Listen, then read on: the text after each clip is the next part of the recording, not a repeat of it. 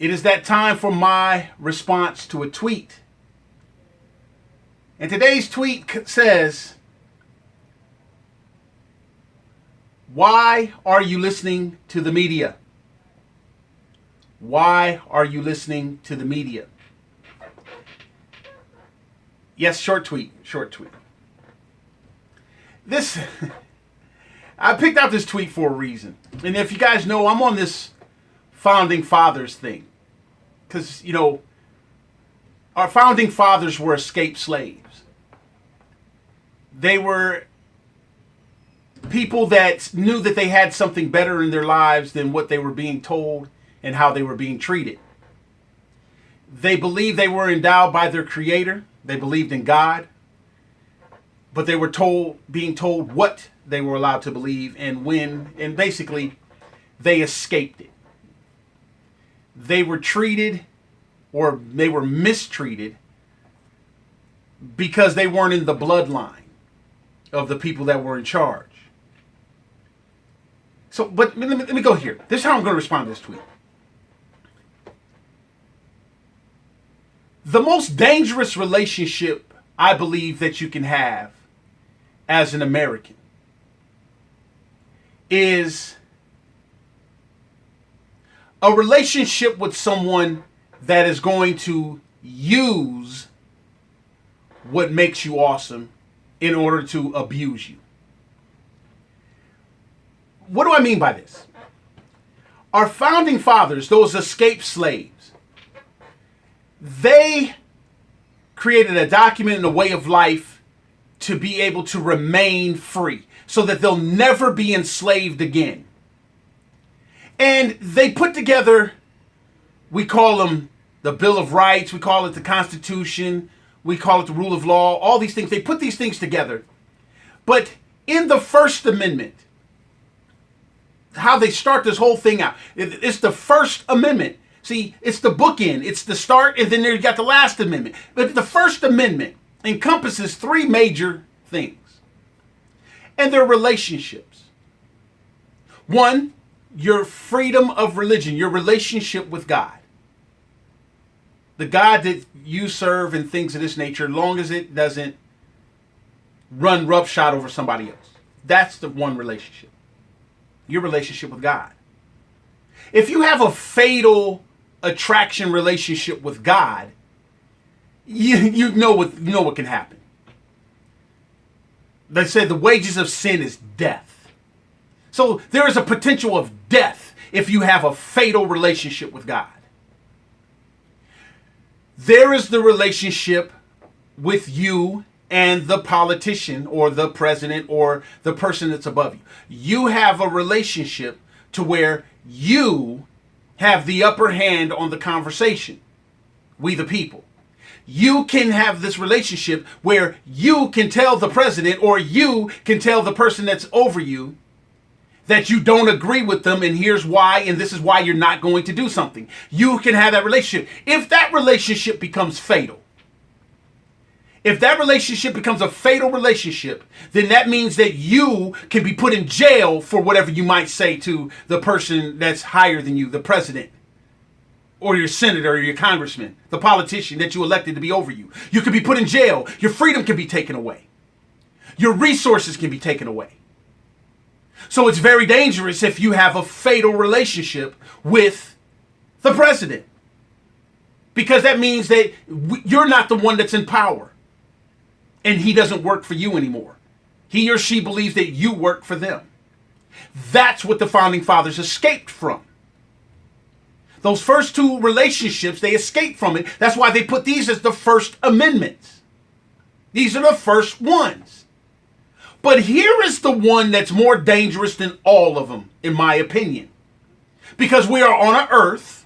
We're asking God to do on earth as it is in heaven. To do in the earth as it is in heaven. We're asking God to do these things. But we're on this earth and we're amongst sinners. And we're amongst people that can go off the rocker at any given time.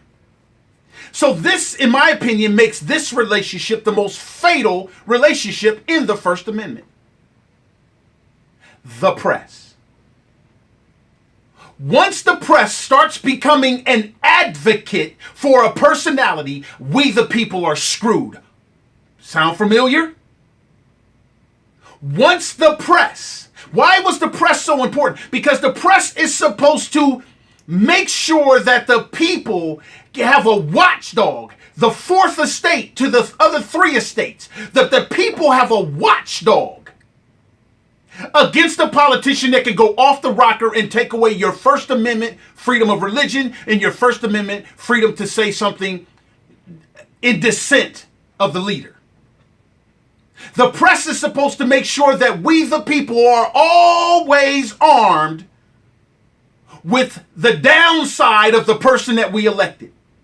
Once they become cheerleaders of a personality in the White House or on one of those three branches of government, we, the people, get screwed. We are witnessing a fatal attraction in America of the press pushing two individuals. They've made a decision.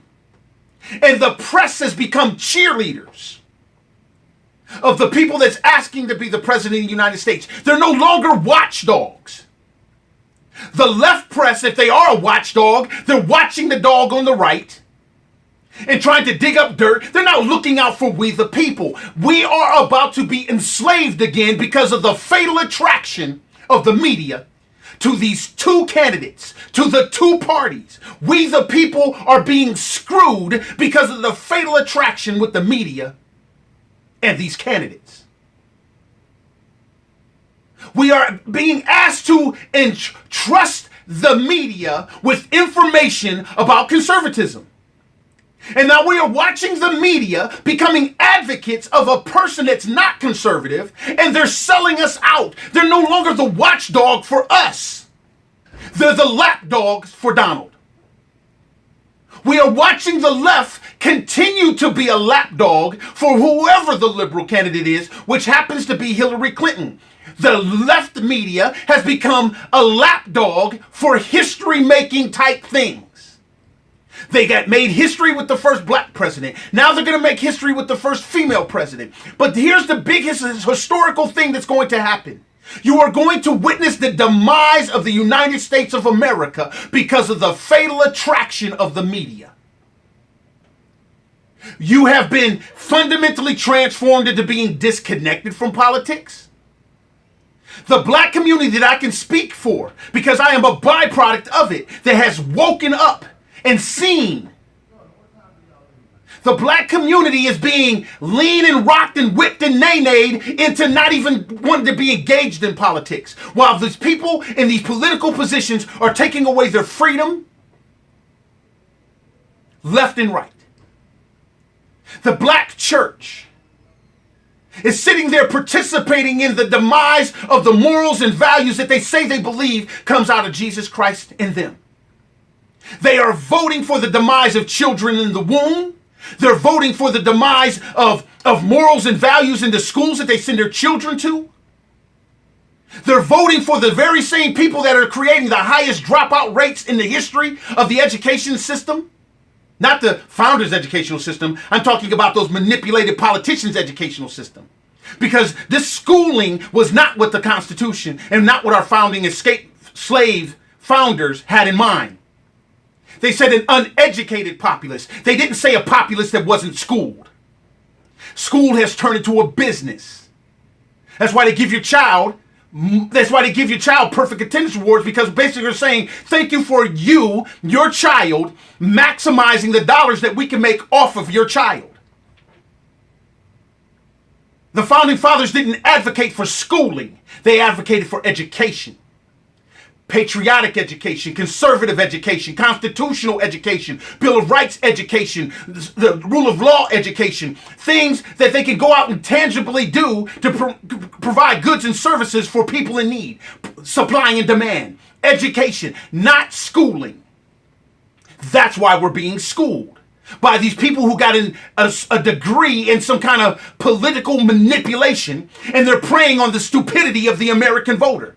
What they're really preying on is the disconnect of the American voter. They're praying that you're disconnected. They're praying that you stay disconnected in your little groups on Facebook and Twitter.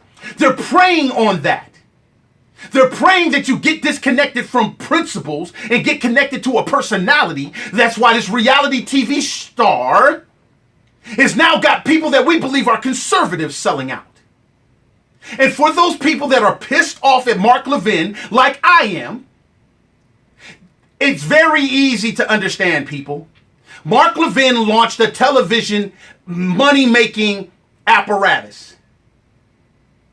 And Donald Trump is a television money-making apparatus. Donald Trump is going to try to replace the Roger Ailes and things of this nature. And Mark Levin wants to be on the money side of TV.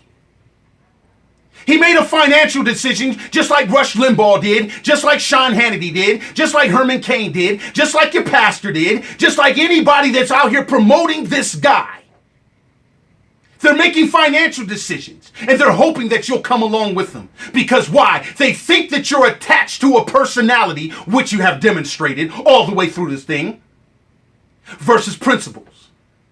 Now that we're coming to the end of the road, we are now trying to latch to principles, but we're dealing with a society of Americans that are the byproduct of the fatal attraction of the media not being a watchdog for we the people, but being a lapdog for them, the personality, the politician. We are nothing more than the same kind of dynamic that our children that we send to public schools are. We are nothing but a way to maximize the way they can make money off of each individual.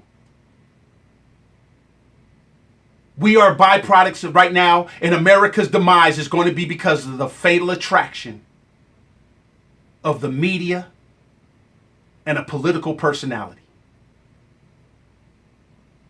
Hey, hashtag NCC, National Conservative Coalition. We're gonna say where we're saving conservatism. Hey, I'm Phil Williams. That's my response to a tweet on the Phil Williams Show.